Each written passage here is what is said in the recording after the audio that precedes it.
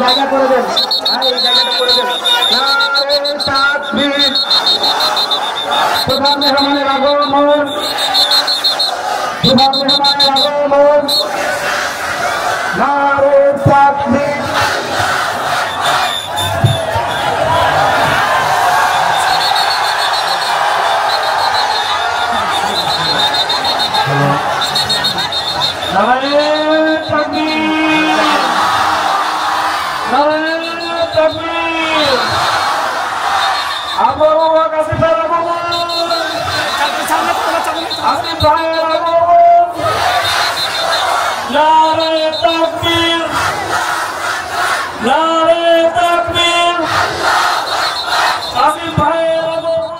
চাপায়ের ভাইয়েরা কেমন আছেন আপনারা সবাই? আলহামদুলিল্লাহ, আল্লাহ তাআলা আমাকেও অনেক ভালো রেখেছেন। আমি চাই আজকের চাপায়ের মাহফিলটা ঐতিহাসিক মাহফিল হয়ে থেকে যাক।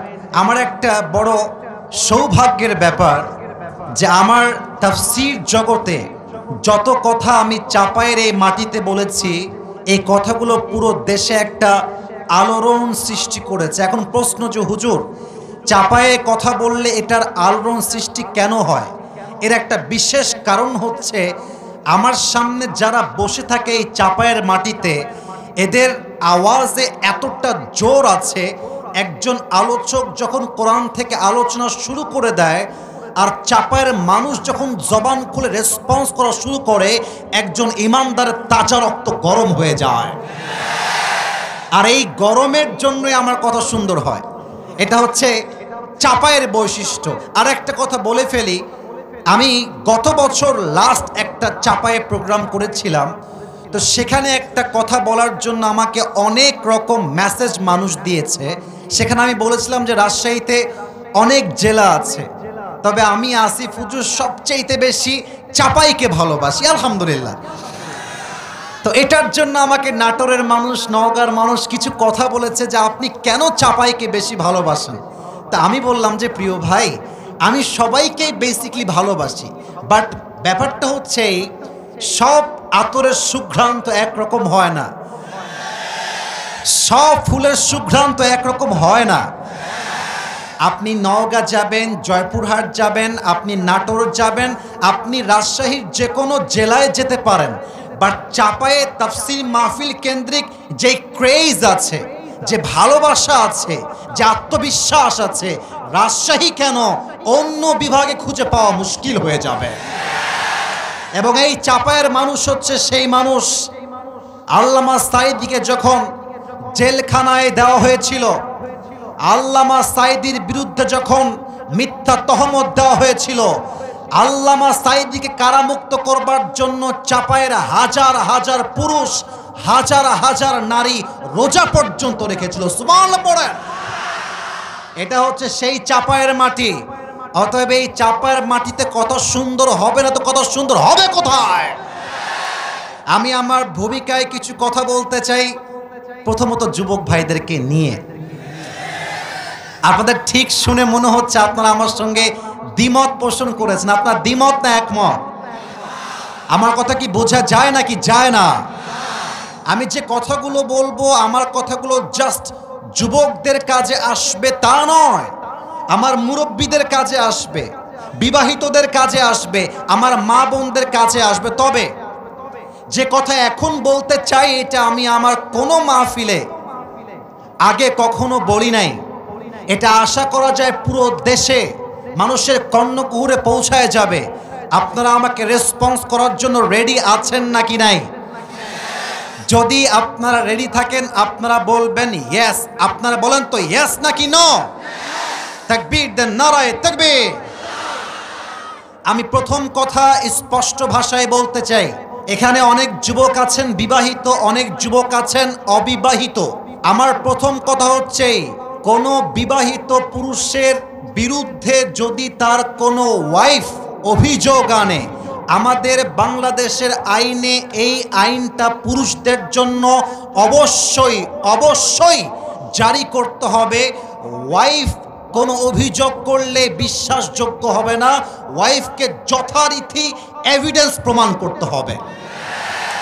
আমি একটা কথা পুরুষদেরকে জিজ্ঞেস করতে চাই, হে পুরুষেরা, আমি নিজেও তো পুরুষ, আপনারাও পুরুষ। আমার কথা হচ্ছে, নারী আর পুরুষ দ্বন্দ্ব লাগলে মানুষ কেন শুধুমাত্র নারীর ক্ষেত্রে আলগা পিরিত দেখায়? আমার কথা, পুরুষের ক্ষেত্রে বৈষম্য তৈরি হয় কেন? রাস্তায় একজন মেয়ে আর একজন ছেলের ঝগড়া হচ্ছে, মারামারি হচ্ছে, আমরা পুরুষ জাতি বড় বেঈমান। আমরা আগে গিয়ে নারীর পক্ষপাতিত্ব করি এবং এটার সুযোগ নিয়ে কিছু নারী পুরুষের চরিত্রে কলঙ্কিত করে রেখে দেয়। যুবক ভাইরা, আমি সব নারীকে এক পাল্লায় মাপতে চাই না। অনেকে বিয়ে করেছেন, অনেকে বিয়ে করেন নাই। আপনার ওয়াইফ যখন বিয়ের পরে আপনাকে নিয়ে অভিযোগ তুলবে সমাজের চোখে, মেম্বারের সামনে, সোশ্যাল মিডিয়ায়, ফেসবুকে, ইউটিউবে, তখন বুঝবেন ঠেলা কাকে বলে, জ্বালা কাকে বলে। এজন্য আমি বলি, এমন মেয়েকে বিয়ে করা উচিত যে মেয়ের সঙ্গে ডিভোর্স হয়ে গেল সেই মেয়ে পুরুষের সম্মানে আঘাত করবার চেষ্টা করবে না। 2 নাম্বার আরেকটা কথা বলতে চাই, আমার প্রিয় কলিজার টুকরা সম্মানিতা বোনদের জন্য। আমি জানি আমার বোনেরা আমাকে প্রচণ্ড সম্মান করেন, কারণ আমি আমার বোনদের পক্ষে কথা বলি। আমি আসিফ হুজুর যুবকদেরকে নিয়েও বলি, মা বোনদেরকে নিয়েও বলি, প্রিয় বোন, যখন আপনি নিয়ত করেছেন স্বামীর বিরুদ্ধে অভিযোগ নিয়ে আসবেন সমাজের সামনে, আপনার যে তালাক হবে এটা কপালে লিখে নিয়ে তারপরে মাঠে নামবেন।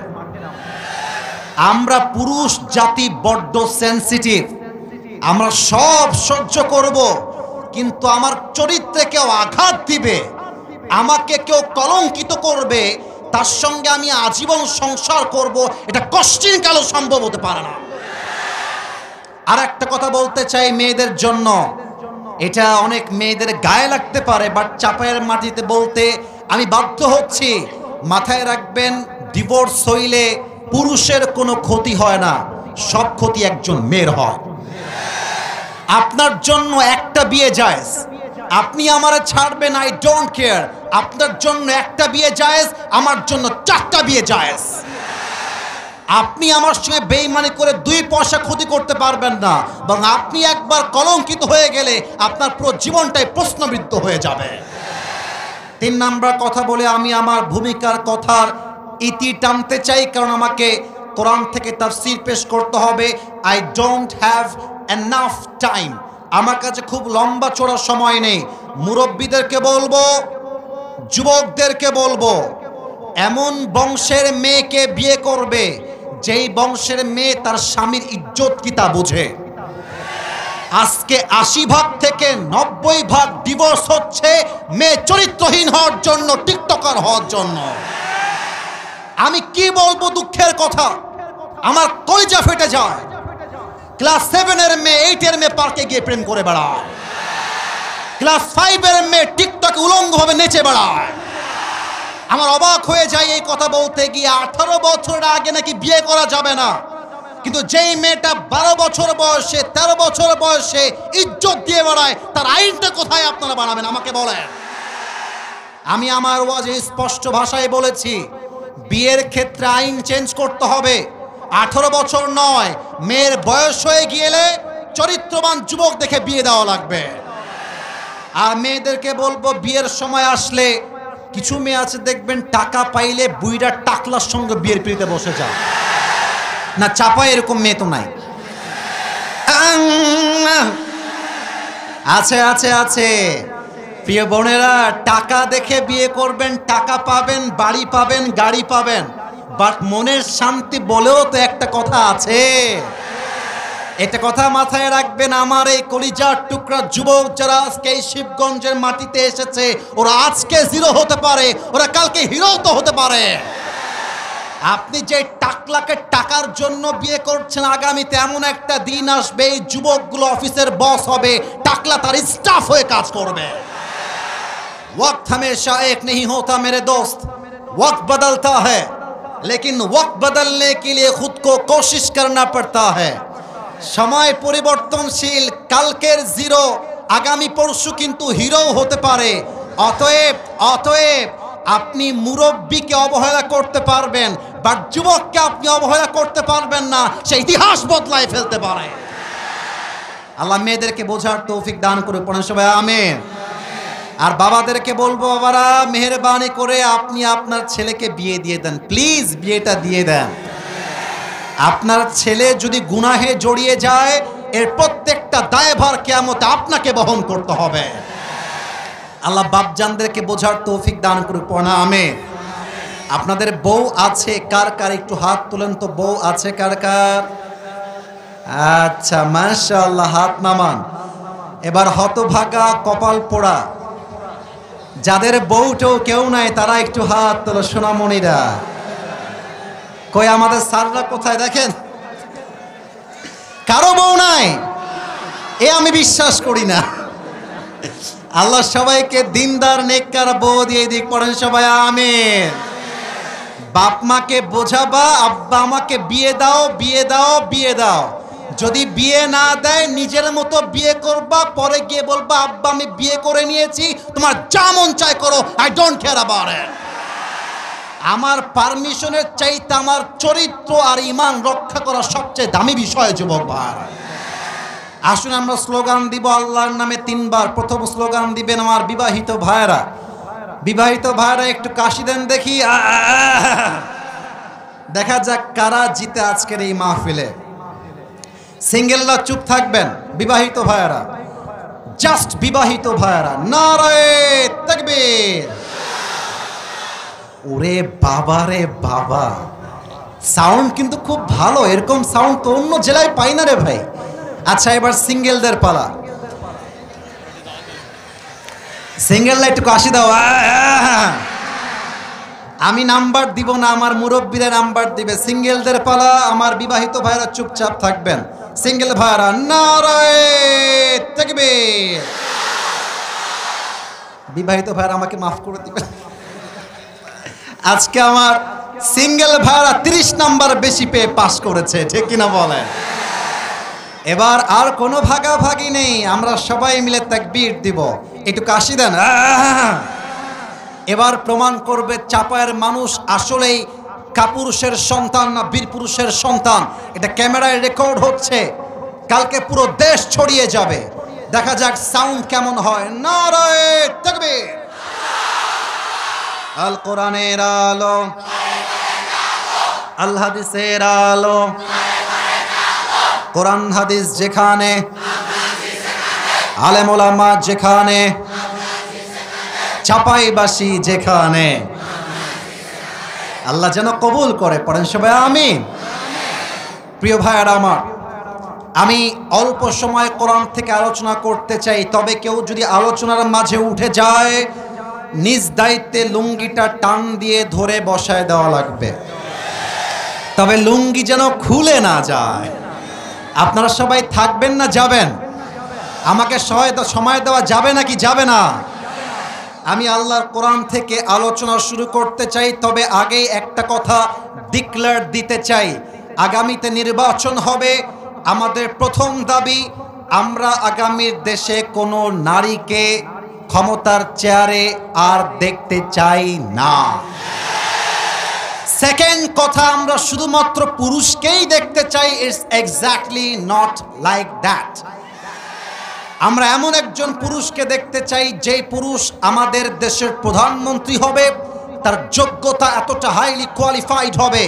আমার দেশের প্রধানমন্ত্রী চাইলে জাতীয় সংসদে দাঁড়িয়ে দেশের মানুষের পক্ষে যেমন বক্তব্য দিবে, আমার দেশের প্রধানমন্ত্রী চাইলে জাতীয় মসজিদ বাইতুল মুকাররমে দাঁড়িয়ে জুমার খুতবা দেওয়ার যোগ্যতাও রাখবে। এমন নেতা আমরা আগামীর বাংলাদেশে চাই কি চাই না? অনেকে চেষ্টা করছেন কোরআনকে দমিয়ে দেওয়ার জন্য, অনেকে চেষ্টা করছেন আলেমদেরকে কলঙ্কিত করবার জন্য, কিন্তু মাথায় রাখবেন ইসলামের বিজয়কে আল্লাহ সুনিশ্চিত করেছেন। আপনি থাকলেও বিজয় হবে, না থাকলেও বিজয় হবে। এবার আসুন আমরা তাফসীরে ঢুকে যাই। আমি তেলাওয়াত করেছি 10 নম্বর পারার একটি সূরা আছে, সূরাটার নাম হচ্ছে সূরাতুত তাওবা। বলেন সবাই সূরাটার নাম কি? একটা সূরা যে সূরার শুরুতে বিসমিল্লাহ নাই, এই সূরাটার নাম কি বলেন তো সবাই? এই আওয়াজ কমে যায় কেন? চাপায়ের ভাড়া আমার মান সম্মান নষ্ট করবেন না, এটা চাপায়ের মাটি। সূরাটার নাম কি? তাওবা। আমি সূরাতুত তাওবার 100 নম্বর আয়াত তেলাওয়াত করেছি। আমি আমার আলোচনার গভীরে যাওয়ার চেষ্টা করছি, কেউ আমার মনোযোগকে ডান বাম করবেন না। আল্লাহ তাআলা বলছেন, والسابقون الأولون من المهاجرين والأنصار। মুহাজির এবং আনসারদের মধ্যে প্রথম ঈমান আনয়নকারী যারা প্রথম ঈমান এনেছে। মুহাজির কারা? যারা মক্কার থেকে হিজরত করেছে। আনসার কারা? যারা এদেরকে সাহায্য করেছে। সুবহানাল্লাহ পড়বেন না আপনারা সবাই? আল্লাহ বলছেন ওয়াল্লাযীনা তাবাউহুম বিইহসান, এবং তাদেরকে যারা অনুসরণ করেছে। রাদিয়াল্লাহু আনহুম ওয়া রাদু আনহু, Allah subhanahu wa ta'ala is well pleased with them and they are well pleased with Allah subhanahu wa ta'ala. আল্লাহ বলছেন আমিও তাদের উপরে খুশি, তারাও আমার উপরে খুশি, এবং তাদের জন্য আমি আল্লাহ এমন এক জান্নাত প্রস্তুত করে রেখেছি যেই জান্নাতের তল দিয়ে হবে স্রোতধারা, ঝর্ণাধারা। সুবহানাল্লাহ পড়বেন না আপনারা? যালিকাল ফাওজুল আযীম, and that is the supreme success. আমরা যদি জান্নাত পেয়ে যাই, চাওয়ার মতো কি আর কিছু আছে যুবক ভাইরা বলো? আমরা যদি জান্নাতই না পাই, পাওয়ার মতো আর কি আছে কিছু যুবক ভাইরা বলেন? জান্নাত হচ্ছে আমাদের লাইফের আলটিমেট সাকসেস। এই হচ্ছে আমার তেলাওয়াতকৃত আয়াত এবং তার তরজমা। এবার আমরা হাদিসে যেতে চাই। আল্লাহর রাসূল বলেছেন খায়রুন নাসি করনি সুম্মা আল্লাযীনা ইয়ালুনাহুম সুম্মা আল্লাযীনা ইয়ালুনাহুম। The best of people, those who are my generation. আমার যুগটাই হচ্ছে মানুষের মাঝে শ্রেষ্ঠ যুগ। এরপরে তারা যারা তাদেরকে অনুসরণ করেছে অর্থাৎ তাবিঈন, এরপরে তারা যারা তাদেরকে অনুসরণ করেছে তাবিঈ তাবিঈন। সর্বশেষ একটা হাদিসের আরবি বলতে চাই, তরজমা বলে আমি আমার ঘটনার দিকে ফিরে যেতে চাই। কথা কি বোঝা যায় নাকি যায় না? আপনারা না বললে আমি বুঝি কেমন করে? বোঝা যায় নাকি যায় না? হাদিস, আল্লাহর রাসূল বলেছেন আসহাবি কান্নুজুম, আমার সাহাবীরা হচ্ছে নক্ষত্রের মতো, তারার মতো। আমার সাহাবীদের মাঝে যাকেই তোমরা অনুসরণ করবে তোমরা হেদায়েত প্রাপ্ত হয়ে যাবে। সুবহানাল্লাহ পড়েন সবাই। আমি আজকের আলোচনাকে 3টা ভাগে ভাগ করতে চাই। চাপায়ের ভাইদেরকে অ্যাক্টিভ দেখতে পাচ্ছি। আরে এরা আমার সামনে বসে আছে, বিড়ালের বাচ্চা নয়, সব বাঘের বাচ্চাগুলো আমার সামনে বসে আছে। দেখা যাক এরা আমাকে শেষ পর্যন্ত কতটুকু রেসপন্স করতে পারে। বলেন আজকের শিবগঞ্জের এই ফুটবল মাঠে আলোচনার বিষয়কে আমরা 3 সেক্টরে শুনতে যাই, 3টা ভাগে শুনতে চাই। এবার বলেন কয়টা? একটু আস্তে হলো যে, বলেন সবাই কয়টা? আমাদের আলোচনার মূল বিষয়বস্তু হচ্ছে সাহাবাদের জীবন ও আদর্শ। এটাকে আমরা 3টা ভাগ করতে চাই। 1 নাম্বার, সাহাবীরা নবীজিকে কেমন করে ভালোবাসতেন, 1 নাম্বার। 2 নাম্বার, সাহাবীদের ব্রেভনেস তথা পাওয়ার, স্ট্রংনেস, সাহসিকতা কত বেশি ছিল আমরা সেকেন্ডলি জানবো। And final one, third one, শেষে আমরা জানবো সাহাবীদের ঈমান কতটা তরতাজা ছিল। এই চাপায়ের ভাইরা আমার দিকে তাকান তো সবাই। এইটা আমার মুখে কি কথা না বললে ওয়াজটি করা যায়? এটার নাম কি? আচ্ছা, আমি যদি কোরআন হাদিসের বাহিরে যাই আপনি আমাকে কাউন্টার দিবেন, not a big deal. But আমি যদি হক কথা বলি, আপনার সঙ্গে যাক কিংবা না যাক আপনাকে একমত হতেই হবে, ঠিক কিনা বলে? এবার আরেকবার প্রশ্ন করছি, এটা আমার মুখে কি? এবার উত্তর দেন তো। দাড়িতে আমাকে এই যে সোনামণি, নতুন নতুন নতুন, বসো, ধরো ধরো ধরো, এই তোর বিয়ে হবে না, বসো। এই যে লাল বাবু বসো। এই যে আমার এই দাড়ি রেখে আমাকে অসুন্দর লাগছে না সুন্দর লাগছে? না, আওয়াজ পাই না। আরেকবার দেখেন, অসুন্দর না সুন্দর? আনস্মার্ট না স্মার্ট? অনেক মেয়ে আছে দাড়ি দেখলে বলে খ্যাত। তাদের জন্য বলবো, যাদের নবীর সুন্নতে দাড়ি রাখার পরে, নবীর ভালোবাসায় দাড়ি রাখার পরে যদি কোনো মেয়ে বলে আপনাকে দাড়ির জন্য খ্যাত লাগছে, তাকে সোজা ভাষায় বলে দিবা, আপনার মতো রুচির মেয়ের জন্য আমার মতো বীর পুরুষ পারফেক্ট নয়। আপনার জন্য বিটিএস এর হিজড়া ছাড়া সেকেন্ড কোন অপশন আমার কাছে না। আরে দাড়ি রেখেছি নবীর ভালোবাসায়, যে আমাকে দাড়ির জন্য বিয়ে করতে চায়, ওয়েলকাম ইন মাই লাইফ। আর যে আমাকে দাড়ির জন্য বিয়ে করতে চায় না, ও তোমার বউ হওয়ারই যোগ্যতা রাখে না।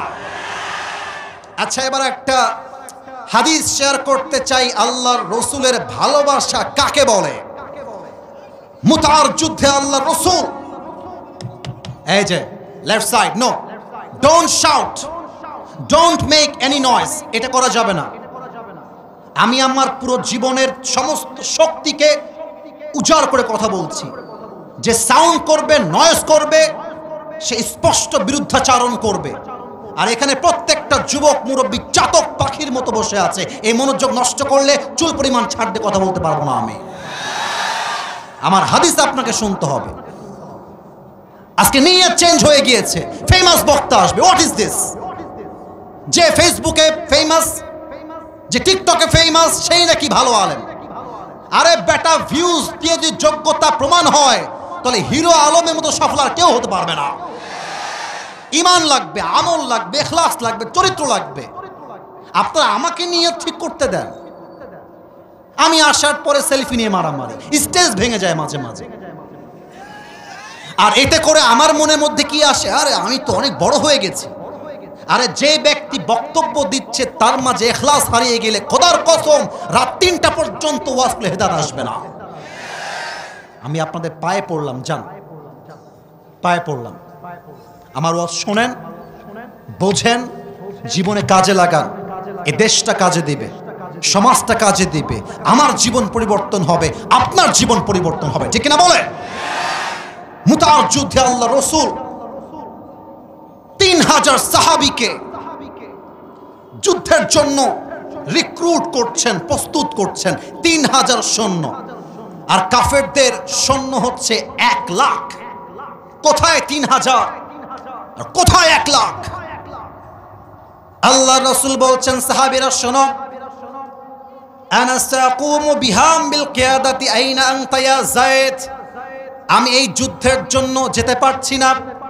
এই যুদ্ধের প্রথম সেনাপতি হবে আমার পালক পুত্র যায়েদ। আইনা যায়েদ?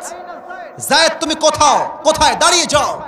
যায়েদ দাঁড়িয়ে গিয়েছে। আনা মুস্তাইদুন, হে রাসূল আমি প্রস্তুত আছি। সেকেন্ডলি আল্লাহর রাসূল বললেন, এই যুদ্ধের সেকেন্ড সেনাপতি হবে, সেকেন্ড কমান্ড হবে আমার চাচাতো ভাই জাফর বিন আবি তালেব।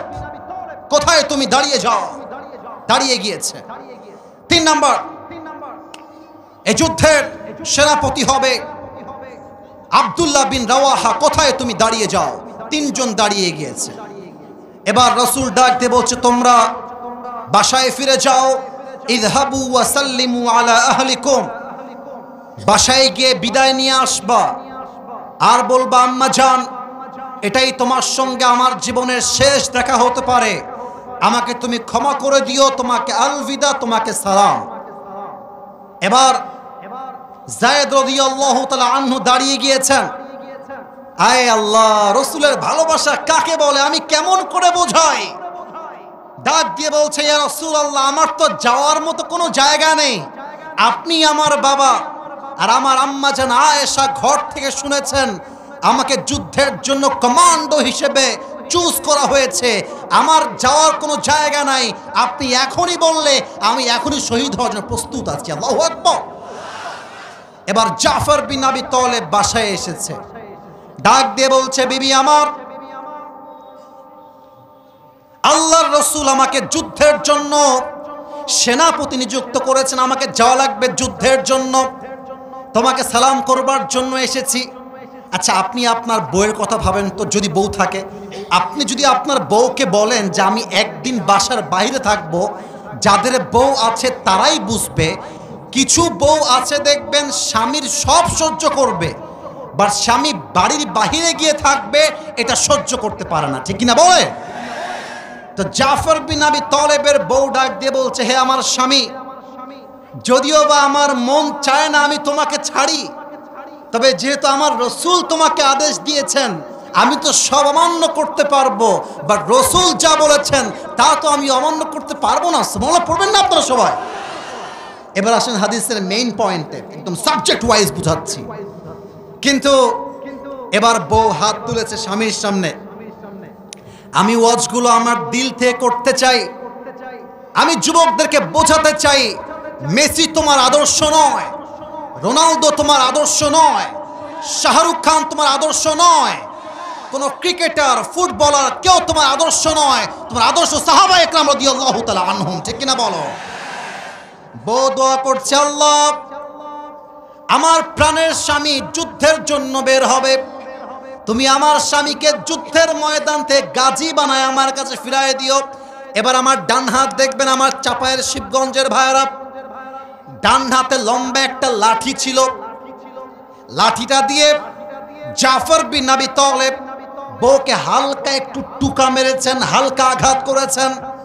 ডাক দিয়ে বলছে, আমার বউ, আমার কলিজার টুকরা বউ, লা তাদঈ আকসা যালিক, উল্টা পাল্টা দোয়া করে কোনো লাভ হবে না। আল্লাহর রাসূল আমাকে সেনাপতির দায়িত্ব দিয়েছেন, এটাই ইঙ্গিত করে এটাই আমার জীবনের শেষ দেখা, এর সঙ্গে তোমার সঙ্গে আমার আজীবনে আর একটা বারের জন্য দেখা হবে না। এই কথা শুনে স্ত্রীর দুই চোখ দিয়ে টলটল করে পানি বের হতে শুরু করেছে, সন্তানরা কান্না করতে শুরু করে দিয়েছে। জাফর বিন আবি তালেব ডাক দিয়ে বলছে, বউ আমার, কেঁদে কাঁদলে হবে না, মুসলমানদের হৃদয়টা পাথরের মতো শক্ত হতে হবে। আল্লাহর জমিনে আল্লাহর দ্বীনকে কায়েম করবার জন্য নিজের জীবনকে স্যাক্রিফাইস করবার জন্য প্রস্তুত থাকতে হবে। বউ আমার, কান্না করো না, তোমাকে আমি ওসিয়ত করে যাই। উফ, কি মারাত্মক ওসিয়ত! বলছে, আমি যেই রাস্তায় শহীদ হওয়ার জন্য যাচ্ছি, আমার সন্তানকেও তুমি সেই রাস্তায় শহীদ হওয়ার জন্য প্রস্তুত করে দিও। সুবহানাল্লাহ, আল্লাহু আকবার। জাফর বিন আবি তালেব বাড়ির থেকে বের হয়ে যাচ্ছেন, দুই সন্তান জাফর বিন আবি তালেবের পাটা এমনি জড়িয়ে ধরেছে, আব্বা তুমি যেও না, আব্বা তুমি গেলে আমরা বাঁচবো কেমন করে? রসুলের ভালোবাসা এতটা মজবুত ছিল, জাফর বিন আবি তালেব একটা মুহূর্তের জন্য পেছনে ঘুরে তাকায় না। আল্লাহু আকবার। এবার আব্দুল্লাহ বিন রাওয়াহা তার ওয়াইফের কাছে এসেছে, প্রথম বিয়ে, বাসর রাত সেই দিন। সুবহানাল্লাহ পড়বেন না? বাসর রাতে আল্লাহর রাসূল আদেশ দিয়েছেন, নবীজির ভালোবাসা কাকে বলে? আব্দুল্লাহ বিন রাওয়াহা, তোমাকে যুদ্ধের জন্য প্রস্তুত হওয়া লাগবে, তোমার বাসর ঘর হয়তো বা হবে না। বইয়ের কাছে আসছে। আচ্ছা, এই স্টেজ কি দেখা যায়? আচ্ছা, মনে করেন this stage is like a room, একটা রুম এইটা, and this is the door of this room, এটা হচ্ছে দরজা। হাদিসটাকে আমি প্রেক্ষাপটটাকে বোঝাবার স্বার্থে অভিনয় করে বোঝাচ্ছি। আব্দুল্লাহ বিন রাওয়াহা গেটের এখানে আসছে, আর বউ তার ঘরের ভেতরে বাসর ঘরে বসে বসে কোরআন তেলাওয়াত করতেছে। বিশ্বাস করেন, এই সুবহানাল্লাহ চাপায়ের সুবহানাল্লাহ হতেই পারে না, না এটাও হইতে পারে না। আর একবার পড়েন সুবহানাল্লাহ সবাই। আব্দুল্লাহ বিন রাওয়াহা ডাক দিয়ে বলছে, প্রাণের বিবি আমার, কোরআন তেলাওয়াত সামান্য সময়ের জন্য বন্ধ করে কয়েকটা কথা বলতে চাই। কোরআনটা বন্ধ করে দিয়েছে। বলছে, কি বলবেন প্রাণের স্বামী, বলেন। আব্দুল্লাহ বিন রাওয়াহা বলছে, বউ তোমার সঙ্গে আমার বিয়ে হয়েছে ঠিক আছে, কিন্তু একটা পলকের জন্য তোমার চেহারাটা আমি দেখতে পারি নাই। আল্লাহর রাসূল আমাকে যুদ্ধের জন্য সেনাপতি হিসেবে নিযুক্ত করেছেন, আমাকে যুদ্ধের জন্য প্রস্তুত হতে হবে, হয়তোবা তোমার সঙ্গে আমার আজীবনেও আর দেখা হবে না, তুমি আমাকে মাফ করে দিও। কিয়ামতের কঠিন দিনে আমি স্বামী হিসেবে কোন হক তুমি আমার কাছে চেয়ে বসো না। সুবহানাল্লাহ পড়বেন না আপনারা? এবার বউ ডাক দিয়ে বলছে, স্বামী আমার, আমি সব অমান্য করতে প্রস্তুত ছিলাম, বাট যেহেতু আমার রসুল তোমাকে আদেশ দিয়েছে, রসুলের ভালোবাসা আমার মধ্যে এতটা প্রবল আছে, আমি সব মান্য করতে পারবো, রসুলের আদেশকে আমি অমান্য করতে পারবো না। তবে একটা কথা বলতে চাই, স্বামী আমার, আমি মদিনার একজন সুন্দরী যুবতী নারী, আমি আপনার বউ হয়ে ঘরে এসেছি, আমি তো আমার স্বামীকে একটা পলকের জন্য দেখতে পারি নাই। ও আমার প্রাণের স্বামী, আপনি জাস্ট একটা বারের জন্য ঘরে আসেন, আমি আপনাকে একটা পলক দেখতে চাই। এবার স্বামী বলছে, তুমি একটা পলক দেখে কি করবে আমাকে বলো। এবার বউ ডাক দিয়ে বলছে, স্বামী আমার, আমি যদি আপনাকে একটা পলক দেখতে পারি, কিয়ামতের কঠিন দিন আল্লাহকে বলবো, আল্লাহ এটাই তো আমার স্বামী, তাকে তুমি আমার জান্নাতের সাথী বানায় দাও। সুবহানাল্লাহ বলে। আব্দুল্লাহ বিন রাওয়াহা ডাক দিয়ে বলছে, ও আচ্ছা এই কথা, তুমি কিয়ামতের দিন আমাকে খুঁজে বের করতে চাও? ও আমার বউ, শুনে রাখো, আমি যে আল্লাহর জন্য, যেই দ্বীনের জন্য আমার বুকের তাজা রক্ত দিয়ে শহীদ হওয়ার জন্য যাচ্ছি, সেই আল্লাহ তাআলা কিয়ামতের দিনে তোমাকে আমাকে স্বামী হিসেবে পরিচয় করে দিবে। সুবহানাল্লাহ বলে। যুদ্ধের জন্য তারা বের হয়ে গেল। আপনারা বলবেন, হুজুর আপনি এত ঘটনা থাকতে হাদিসের ঘটনা থেকে যুদ্ধের ঘটনাই কেন বলছেন? আমি বলছি এই জন্য, আমাদের দেশটা সেকেন্ড টাইম স্বাধীন হয়েছে কবিতা দিয়ে নয়, ভিডিও দিয়ে নয়, কন্টেন্ট দিয়ে নয়, বুকের তাজা রক্তটা যুদ্ধের মাধ্যমে এ দেশটা স্বাধীন হয়েছে। এখন অনেকে বলে ছাত্ররা নাকি কিছুই করে নাই, ওদের কোনো ক্রেডিট নাই। আরে এই ধামাল যুবকরা রাস্তায় নেমে রক্ত দিয়েছে বলেই আজকে আমি আসিফ হুজুর স্বাধীনভাবে কথা বলতে পারছি। আপনারা আমার কথায় রাগ করবেন, তবু আমি বলতে বাধ্য হচ্ছি। এটা যদি 5 আগস্টের পূর্বে হতে পারতো এমন যে আমি বক্তব্য দিচ্ছি, এর মাঝে কোনো কুলাঙ্গার এসে আমার মাইকটা এমনি কেড়ে। তো আজকে আসেন না। আপনি যদি আজকে তাফসীর মাহফিলে বাধা দেন দলের নাম করে, বাপের নাম করে, আপনার পিঠের চামড়া একটাও থাকবে না। দেশটা এমনি স্বাধীন হয় নাই, যুদ্ধের মাধ্যমে স্বাধীন হয়েছে। যুদ্ধ শুরু হয়ে গেল। যায়েদ রাদিয়াল্লাহু তাআলা আনহু কয়েকশো কাফেরকে আঘাত করে, কয়েকজনকে হত্যা করে তিনিও শহীদ হয়ে গেলেন। এবার সময় আসছে জাফর বিন আবি তালেবের। এটা আমার বাম হাত না ডান হাত, এদিকে দেখান সবাই, এটা আমার ডান হাত। এটা আমার কি হাত? ড্রোনের মতো উড়বে। তোমরা গ্রামের চাচাতো ভাইয়ের মতো অভিনয় করতে যেও না। আমরা চাপায়ের সন্তান, we are the smart people. আরে ড্রোন কেন? কোটি টাকার ক্যামেরা থাকলেও আমার দেখার টাইম, আমি চাপায়ের ছেলে, ওকে ওর মতো উঠতে দাও, তুমি আমার দিকে তাকাও। এটা আমার বাম হাত না ডান হাত? তাহলে এবার যুদ্ধটাকে অভিনয় করে বোঝাতে চাই হাদিসের ভাষায়। জাফর বিন আবি তালেব জীবন দিয়ে যুদ্ধ করছেন। যুদ্ধ করতে করতে হঠাৎ করে তরবারিটা জমিনে পড়ে গিয়েছে। আমার 2 হাত দেখা যায় নাকি যায় না?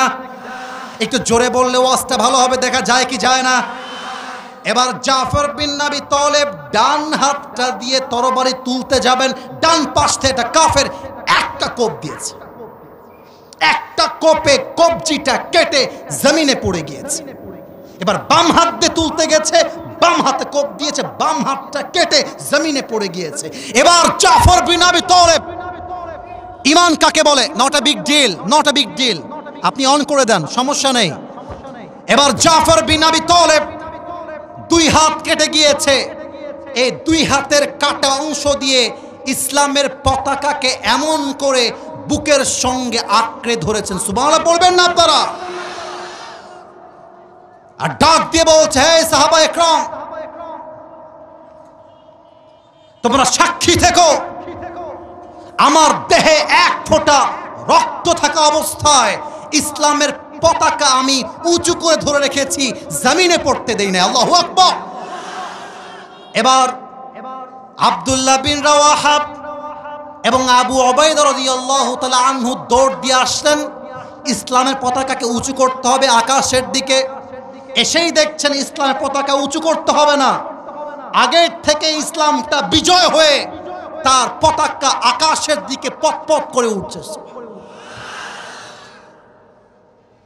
আব্দুল্লাহ বিন রাওয়াহা বলছে, হাউ কাম ইট পসিবল, কে ইসলামের পতাকাকে উড্ডীন করলো, কে উড়াই দিল বিজয়ের পতাকা, কে সেই সাহাবী?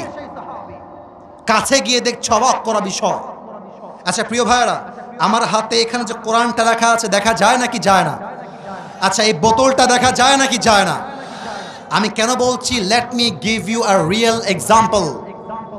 এটা হচ্ছে জাফর বিন আবি তালেবের পা, জাস্ট অ্যান এক্সাম্পল, উদাহরণ দিচ্ছি। এটা জাফর বিন আবি তালেবের কি, এই পা দুইটা কেটে এই দিকে পড়ে আছে।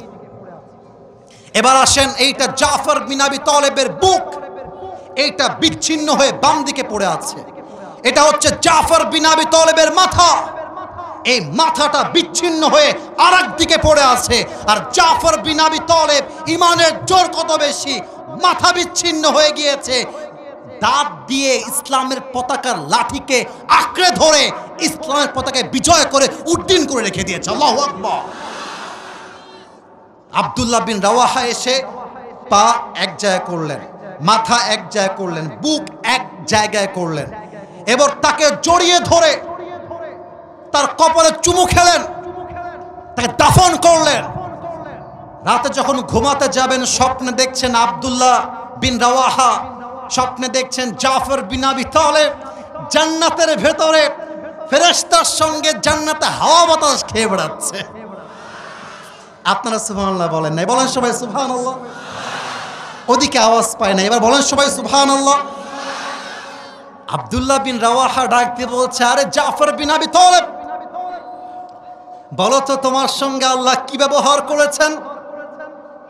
তুমি জান্নাতে যাওয়ার পর আল্লাহর কাছে কি পেয়েছো? তুমি কি চেয়েছো? জাফর বিন আবি তালেব ডাক দিয়ে বলছে, আব্দুল্লাহ বিন রাওয়াহা, আমি যখন শহীদ হয়ে আল্লাহর কাছে আসলাম, আল্লাহ ডাক দিয়ে বলছে, হে জাফর বিন আবি তালেব, আমি আল্লাহ তোমার উপর খুশি হয়ে গেছি, তুমি আমার কাছে কি চাও তুমি আমাকে বলো। জাফর বিন আবি তালেব ডাক দিয়ে বলছে, আল্লাহ কিছুই চাই না, জাস্ট একটা জিনিস চাই, তুমি আমাকে আবার জীবন দাও, আমি দুনিয়া আবার যেতে চাই, আল্লাহর রসুলের ভালোবাসায়, তোমার ভালোবাসায় তাজা রক্ত ঢেলে দিয়ে আবার শহীদ হয়ে তোমার কাছে ফিরে আসতে চাই। ঈমান কাকে বলে? ভালোবাসা কাকে বলে? আপনার সবাই মিজানুর রহমান আজহারী হুজুরের নাম শুনেছেন না? মনে পড়ে গেল, বললে কি রাগটা করবেন নাকি আপনারা? আপনারা আসতে বললেন যে না, জোরে বলেন ইয়েস নাকি না? রাগ করা যাবে না প্রিয় ভাইয়েরা। আমি কোন দলের পক্ষপাতিত্ব করতে এই মাহফিলে অ্যাটেন্ড করি নাই। আজহারী সাহেবকে বলা হয়েছিল জামাতের প্রোডাক্ট, রাজাকার। এই সেম অপবাদ দেওয়া হয়েছিল আল্লামা সাঈদী হুজুরকে। আর উনি কোরআনটা হাতে নিয়ে বলেছিলেন, 1971 সালে রাজাকারের কোনো মাটি আমি সাঈদীর গায়ে লাগে নয়। আমাকে রাজাকার বলে কেউ যদি তা প্রমাণ করতে না পারে, এটা স্পষ্ট প্রমাণ হবে সে পিতৃ পরিচয়হীন অবৈধ সন্তান, সে জারদ সন্তান। আপনারা আমার কথা মাইন্ড করলেও কি না করলেও কি, তিনি নবীর ভালোবাসায় একটা কথা বাঘের বাচ্চার মতো বলেছিলেন। উনি বলেছিলেন, তোমার দলের চাকা আজকে উপরে আছে বলে যারা আলেমদেরকে ধরছো, জুলুম করছো, জেলখানায় ঢুকাচ্ছ, সময় আসবে এমন ইন্দুরের গর্ত বানা পালাবার জন্য তোমরা সবাই। সাঈদী হুজুর বলতেন, তোমাদেরকে আমরা যখন নবীর ভালোবাসার কথা বলি, আল্লাহর জমিনে আল্লাহর দ্বীনকে কায়েম করবার কথা বলি, তোমরা আমাদেরকে গালি দাও মৌলবাদী বলে। এত আস্তে ঠিক বললেন কেন আপনারা? বলেন সবাই ঠিক আছে কিনা? আরে মৌলবাদী বললে আমরা তো নারাজ হই না, আমরা তো খুশি হয়ে যাই। আরে কেন? বলে মৌলবাদী আসছে মূল থেকে। মূল মানে কোরআন, মূল মানে হাদিস, মূল মানে আল্লাহ তাআলা, মূল মানে হিজ লাস্ট মেসেঞ্জার মুহাম্মদ সাল্লাল্লাহু আলাইহি ওয়াসাল্লাম। আরে আমরা হলাম মূলবাদী। এবার বলেন তো, গাছের আগায় শক্তি বেশি না গোড়ায়? আরে জোরে কোন, আগায় না গোড়ায়? আমরা হলাম গোড়াবাদী, তোমরা আগাবাদী। বাড়াবাড়ি বেশি করতে যেও না। গাছের ডালে বসে আছো, চুপচাপ বসে থাকো। বেশি বাড়াবাড়ি করলে 16 কোটি মানুষ মিলে গাছের গোড়ায় একটা ঝাঁকুনি মারবে। মামুর বাড়ি দিল্লি গিয়ে পড়বা, তা দিল্লি গিয়েই পড়েছে। অতএব নবীর ভালোবাসা কথা বলবো, আরে আমরা তো স্পষ্ট ভাষায় বলবো। আগামীতে আবার যদি কেউ নবীকে গালি দেয়, অসম্মান করে, আমরা শাপলা চত্বরে বুকের তাজা রক্ত দেওয়ার জন্য প্রস্তুত থাকবো। দুটো হাত তুলে বলা যাচ্ছে না।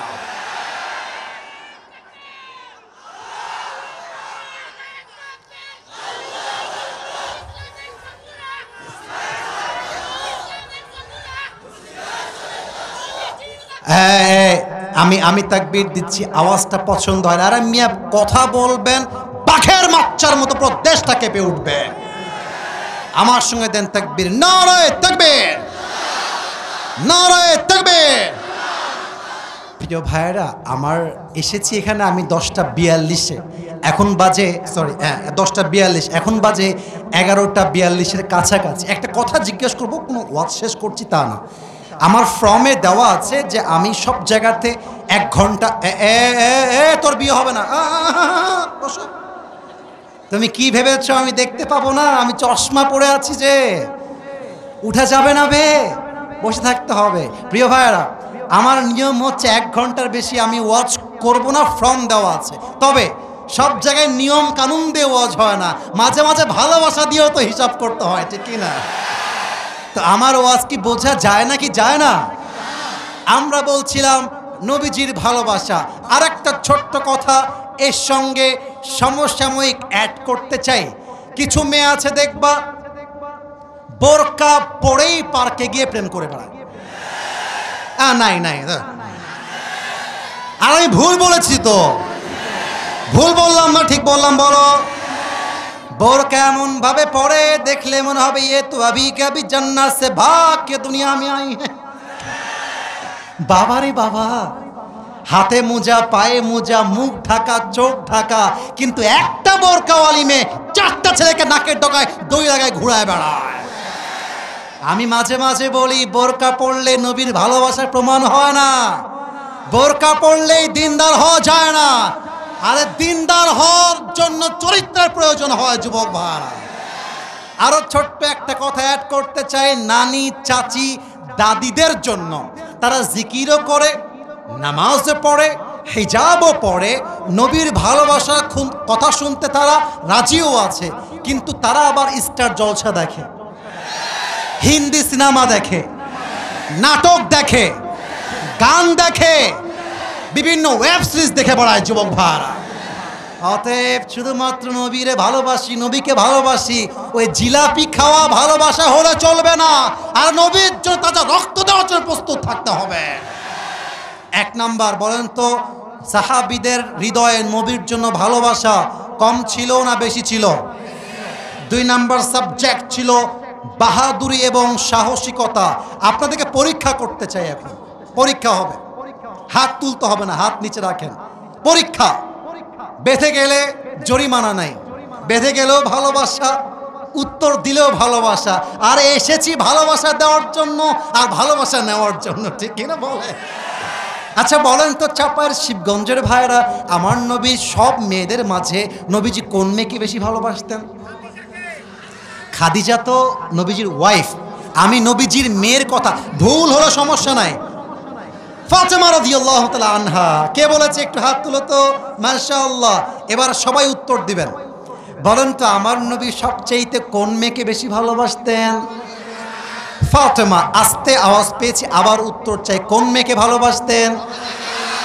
ফাতেমা রাদিয়াল্লাহু তাআলা আনহা। সেকেন্ড কোয়েশ্চেন, বলেন তো এত এত সাহাবী, এত সাহাবী, বাট আমার নবী ফাতেমার বিয়ে কার সঙ্গে দিয়েছেন? MashaAllah. That's the right answer. Amazingly appreciated. Last question. শেষ ভালো যার? বলেন না শেষ ভালো যার? বলেন তো তাদের পরিবার থেকে 2 জন সন্তান পৃথিবীতে আগমন ঘটেছিল। 1 হাসান, 2 নাম্বার 1 হাসান, 2 নাম্বার। এবার আসেন হাদিসের মূল চ্যাপ্টারে যাই। এই যুবক ভাইরা, পুরুষ মানুষের আসল পরিচয় তার চেহারার মধ্যে নেই, তার জামার মধ্যে নেই, তার বডির মধ্যে নেই। পুরুষের আসল চেহারা বর্তমান যুগে তার যোগ্যতায় আছে আর তার পকেট ভর্তি টাকার ভেতরে আছে। আমরা পুরুষরা হলাম টাকার মেশিন। টাকা দিবেন, আপনার বউ বলবে আই লাভ ইউ, মা বলবে এরি আমার বেটার মতো বেটাই হবে না বে। টাকা দিবেন, আপনার বোন বলবে আমার ভাইয়ের মতো ভাই হয় না রে। টাকা দিবেন, আপনার ভাই বলবে আমার ভাইয়ের মতো কোনো ভাই হয় না রে। টাকা উড়াইবেন, এলাকার লোক বলবে he is really able to be a good leader, এই তো নেতা হওয়ার যোগ্য। টাকা থাকলে মানুষ সুদখোরকেও স্যালুট করতে বাধ্য হয়। এই সমাজের বাস্তব কথা এইটা। পুরুষের টাকা আছে, দাম আছে, পুরুষের টাকা নাই, 4 পয়সাও দাম নাই। আর আমি বলি প্রবাসীরা হচ্ছে সবচাইতে বড় টাকার মেশিন। আপনি কি বুঝে ঠিক বললেন না বুঝে ঠিক বলছেন কোনটা? আমি কথা ভুল বললাম না ঠিক বললাম? বলেন না আপনারা। প্রবাসীর কাছে যত ডিমান্ড করে, একটা প্রবাসীকে মানুষ নয় ওকে জানোয়ার হিসেবে ট্রিট করা হয়। আমি বলতে চাই পুরুষ মানুষ যা সুন্দর হলেই হয় না, তার যোগ্যতা থাকতে হয়, তার সাহস থাকতে হয়, ঠিক কিনা বলো? আরে আলীকে দেখো তোমরা সবাই, মেয়ে পছন্দ হয়েছে, বাপকে সরাসরি গিয়ে অ্যাটাক, আপনার মেয়েকে আমি বিয়ে করবো। সুবহানাল্লাহ বলবেন না আপনারা? এখন দেখেন আজকালকার যুবকরা রাস্তাঘাটে মেয়ে দেখলে লাইন মারতে চায়। মুরব্বী আপনি রাগ করবেন না। আরে বেটা তুই মরদ মানুষ হলে লাইন মারবি কেন? তুই মেয়ের বাপকে গিয়ে বলবি আমি আপনার মেয়েকে বিয়ে করতে চাই, দিবেন নাকি দিবেন না তাই কম। আচ্ছা এখন যদি কোনো মেয়ে না করে দেয়, ছেঁকা খেয়ে বেকা হয়ে যেও না। আরে চাপায়ে মেয়ে আছে তা নয়, রাজশাহীতেও মেয়ে আছে, গোদাগাড়িতেও মেয়ে আছে, ঢাকাতেও মেয়ে আছে, রংপুরেও মেয়ে আছে, বরিশালেও মেয়ে আছে, সিলেটেও মেয়ে আছে। তোমার মতো মেয়ে আমাকে ছাড়লে আমার 2 পয়সা পরোয়া নাই। ছেঁকা খাইলে তুমি খাবা, আমার প্রশ্নই তো ওঠে না। তু নেহি তো কোই और सही, कोई और नहीं तो कोई और सही, बहुत लंबी है ये जमी मिलेगी लाखों हंसी, इस जमाने में सनम तू अकेला तो नहीं, ঠিক কিনা বলেন? আলীর সাহস দেখেন। ইয়া রাসূলুল্লাহ আপনারা মেয়েকে বিয়ে করতে চাই, আপনি রাজি আছেন কিনা তাই বলেন। নবীজি বলছে আরে আমি কি বলবো, আলীর সঙ্গে ফাতেমার বিয়ে হবে, এটা তো আল্লাহর পক্ষ থেকে সিদ্ধান্ত ফাইনাল। সুবহানাল্লাহ বলেন। এবার দেখেন উহুদের যুদ্ধের পরে, বদরের যুদ্ধের পরে কাফেররা মদিনায় অ্যাটাক করলো। আচ্ছা এখানে আমার যদি ভুল না হয়, আই এম সরি, এটা একটু বিরতি দিয়ে বলতেছি, আমার মনে হয় এখানে 90 ভাগেরও বেশি আমার যুবক ভাইয়েরাই মাহফিলে এসেছে, আর 10 ভাগ আমার এই যে সম্মানিত আব্বাজান সামনে ডানে কিছু আছেন। এখন যদি রাজশাহীর থেকে কথা বোঝা যায় নাকি যায় না? জোরে বলেন যায় কি যায় না? এক ছেলে এসে বলল এই চাপায়ের শিবগঞ্জে কে আছিস, আমার সঙ্গে যুদ্ধ করবি, আয় বের হয়ে আয়। আপনি গেলেন মারামারি করবেন। এখন গিয়ে দেখেন ওর হাতে একটা গান আছে, গান মানে গুলি। আপনি সামনে আগাবেন 1 ধাপ, পেছনে ফেলবেন 10 ধাপ। বলেন কথা ঠিক আছে কিনা? বলেন বলেন বলেন। অ্যাটাক করতে আসছে কাফেরের নাম হচ্ছে আমর বিন মারহাব। এই মদিনার মুসলমান কাদের সাহস আছে, আমার সামনে আয়, যুদ্ধ করে দেখা। কোন বাপের বেটা আছিস, কে তার মায়ের দুধ পান করেছিস, আমার সামনে আয়। সব সাহাবা একরাম চলে আসছে, নবীজিও আছে, কিন্তু কেউ সামনে যায় না। আলীর বয়স কম, হাদিসটা বুঝে নেন, জেনে নেন। বলছে ইয়া রাসূলুল্লাহ আমি রাজি আছি, আমাকে সুযোগ দেন। আরে তুমি বসো, তুমি তো বাচ্চা মানুষ, বসো। মাঝে মাঝে আমরা মজা করে বলি ছোট মরিচের বসে গেছে, আলী বসে গেছে, নবী বলেছে তো বসে গেছে। আবার বলছে কে বাপের বেটা আছিস, আয় আমার সামনে দাঁড়া। কেউ দাঁড়ায় না, আবার আলী দাঁড়িয়ে গিয়েছে। নবীজি বলছে আলী বসো, বয়স কম বসো। 3 নাম্বার আবার কে আছিস আয়। এবারও আলী দাঁড়িয়ে গেছে, দেখেন এভাবে, ইয়া রাসূলুল্লাহ আমি রাজি আছি। 3 বার যখন হাত তুলেছে, এবার রাসূল বুঝে গেছে কেউ না পারলেও আলী কিন্তু পারবে, সাহস আছে। বলছে আলী যাও, তোমাকে আমি চান্স দিলাম, তবে নবীজি নিজে একটা তরবারি আলীর হাতে দিলেন, এর নাম হচ্ছে জুলফিকার। বলছে যাও, প্রস্তুত হয়ে যাও যুদ্ধের জন্য। এবার আমি অভিনয় করছি বোঝাবার জন্য, মাইক থেকে একটু দূরে যাব, কথা বুঝতে একটু সমস্যা হতে পারে, বাট আমার চোখে চোখ রাখেন। I think it will be very easy for you to understand the matter that I am talking about. যা বলছি আমাকে দেখেন, বুঝতে হেল্প হবে। আমর বিন মারহাবের হাইট হচ্ছে কত লম্বা? একদম বিশাল লম্বা। যদি আমি এক্সাম্পল দেই, আলী হচ্ছেন 5.9 আর আমর বিন মারহাব হচ্ছে নিয়ার বাই 7, এতটা কম বেশি।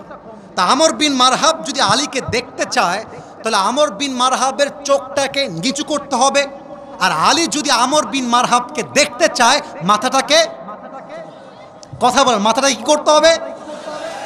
হাদিস কিন্তু এখনো শেষ হয় না, এটা আমার শেষ হাদিস।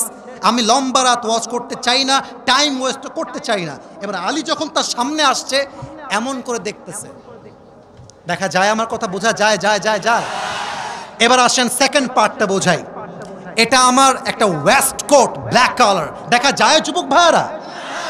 আমর বিন মারহাবের যে পোশাক, এটা হচ্ছে লোহার পোশাক। মুরব্বী যুবক, এটা কি জামার পোশাক না লোহার পোশাক? লোহার পোশাক, পুরোটা লোহা। আমার মাথায় যে টুপি পরে আছে, টুপি কি দেখা যায়? ওরে ভাই কথা বলেন, দেখা যায়? এই টুপিটাও লোহা।